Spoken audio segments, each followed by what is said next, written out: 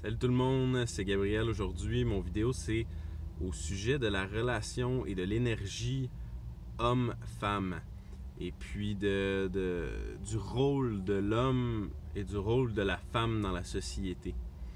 Et pas juste dans la société, mais au niveau énergétique, au niveau de notre... biologiquement, on n'est pas fait identique. Et justement, je parlais avec une amie récemment une amie célibataire qui a de la difficulté à trouver un homme pour prendre soin d'elle. Puis il y a beaucoup d'hommes, beaucoup de difficultés dans les relations hommes-femmes. En général, je pense dans la société aujourd'hui, de nos jours. Et c'est dû, selon moi, à plusieurs facteurs, dont celui que l'homme a perdu un peu son rôle dans la société et que on voit depuis, je dirais, une trentaine, quarantaine d'années, facilement et peut-être même plus, une féminisation de la société. Là, je sais qu'il y en a qui ne seront pas d'accord, il y a des féministes qui vont m'attaquer s'ils écoutent cette vidéo-là, mais tout le monde a droit à son opinion. La société, ok, si on se base souvent, premièrement, il faut prendre en considération une chose, c'est que les humains, on a un biais cognitif. Ok, si vous ne savez pas c'est quoi les biais cognitifs, vous pouvez aller lire sur Internet, c'est super intéressant. C'est des façons de penser, des erreurs de pensée qui sont communes, universelles à tous les humains, puis qui sont là parce que notre cerveau est conçu d'une certaine façon pour nous protéger, pour prendre des raccourcis, pour pas analyser toutes les pensées qu'on a à chaque jour parce que sinon on deviendrait fou. Donc notre cerveau va automatiquement faire le travail pour nous à certains moments. Il va classer des pensées sans qu'on en soit nécessairement conscient. Et une de ces erreurs de pensée-là qu'on a les humains, c'est qu'on pense que notre génération et notre époque est vraiment différente de toutes les époques avant nous. Puis on oublie qu'on est des animaux qui descendent d'autres animaux et d'autres animaux, puis qu'on a un code génétique, puis qu'on a on est avec un certain bagage qui vient du passé, de toutes les générations avant nous. Donc, supposons, quand on considère le rôle de l'homme dans la société et le rôle de la femme dans la société depuis des milliers et des milliers d'années, pas juste dans les 50 dernières années, dans les 100 dernières années, mais on retourne très loin en arrière, là, des milliers d'années.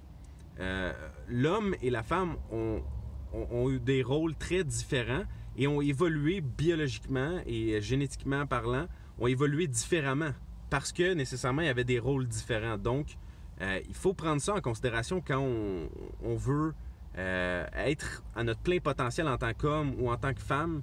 Il faut prendre ça en considération. Puis il y a quelque chose aussi dans la société moderne, puis qu'est-ce qui vient, les idées qui sont mises de l'avant par les féministes, puis ceux qui poussent ces idées-là, c'est que l'homme et la femme sont identiques et qu'on est capable de faire toutes les mêmes choses. Puis sur ce point-là, moi je suis en désaccord. Pourquoi? Parce que on est égal au niveau de notre valeur, là. On est égal. L'homme et la femme sont égaux, mais différents, très différents dans la façon qu'ils sont conçus biologiquement et qui vont penser, qui vont vivre leur vie, qui vont réagir, l'attitude qu'ils vont avoir dans leur vie. Tout est fait différemment chez l'homme et la femme. Donc le cerveau est conçu différemment, tout est conçu différemment, les organes génitaux sont conçus différemment. Donc ça, on peut pas aller à l'encontre de ça. Puis c'est dangereux si on va trop à l'encontre de ces idées, de ces faits-là, parce que c'est des faits. Ce sont des faits que biologiquement, on est né différemment. Donc, nécessairement, on doit considérer les deux différemment. Puis ça, c'est une des raisons pour laquelle, dans les temps modernes, présentement, il y a beaucoup d'hommes qui sont perdus, qui se retrouvent pas, qui sont pas alignés sur leur mission de vie, qui sont un peu perdus dans la vie, ils savent pas trop ce qu'ils font, puis ils vont souvent aller selon le flot de la vie, se laisser porter par les événements, ils vont suivre leur pulsion, puis sans trop être conscients de pourquoi ils font ce qu'ils font dans leur vie. Donc ça, c'est toutes des choses à considérer quand on parle de l'homme et la femme. Puis, donc, l'homme est un peu perdu dans sa vie. Puis, dans la société moderne, pourquoi? Parce qu'il a perdu son rôle. Le rôle d'un homme, c'est quoi? C'est d'être le provider. Okay? J'ai de la misère à trouver le bon mot français pour expliquer ça, mais d'être un peu le rôle de celui qui subvient aux besoins de sa famille, qui a un rôle de protéger ses pères, de protéger sa famille. Ça a été toujours le rôle de l'homme depuis des milliers et des milliers d'années dans les tribus, dans les différentes civilisations qu'ils ont eues. L'homme, son rôle, c'est de protéger et de subvenir aux besoins de sa famille. Donc, quand on a un homme qui est pas aligné sur cette mission-là ou qui est pas qui va pas nourrir son énergie masculine profonde, qui descend de ses ancêtres, ben on va avoir un homme très féminin, par exemple, un homme qui va beaucoup suivre le flot des événements au quotidien, qui va pas être ordonné. Quand on regarde dans la Bible, juste la façon qu'on décrit l'homme et la femme, c'est très différent. Puis ça, je suis pas d'accord entièrement avec ça, mais l'homme est un peu, dans la Bible, décrit comme l'ordre. Un homme, c'est l'ordre en tant que tel, l'énergie masculine, ok? Puis là, on va différencier aussi l'énergie masculine, l'énergie féminine. Tout le monde a de l'énergie masculine et de l'énergie féminine à l'intérieur de lui-même.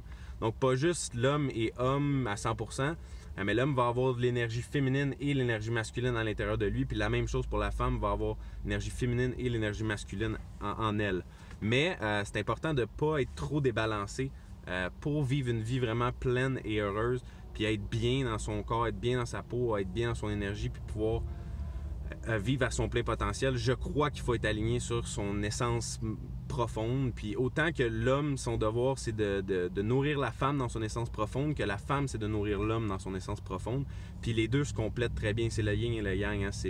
On est fait pour se compléter au niveau énergétique. Puis dans des relations, par exemple, homosexuelles, il va normalement avoir une femme et un homme au niveau énergétique. Donc, pour qu'il y ait une attraction sexuelle, pour qu'il y ait une polarité, il doit avoir les deux énergies. Il doit avoir le positif et le négatif. L'homme, l'énergie masculine et l'énergie féminine, pour qu'il puisse avoir une attraction et qu'il puisse avoir une relation amoureuse. Donc, ça, c'est un peu une explication très raccourcie de tout plein de principes que j'ai appris au fil du temps, que dans des livres que j'ai lus, dans des formations que j'ai été. Donc, bref, c'est quelques idées que je vous lance par rapport à l'énergie de l'homme et la femme. Puis j'espère que vous avez aimé ce vidéo-là. Et si vous avez des questions ou des commentaires, peu importe, n'hésitez pas à les poser en bas de la vidéo. Ça va me faire plaisir de vous répondre. Salut tout le monde, bonne journée.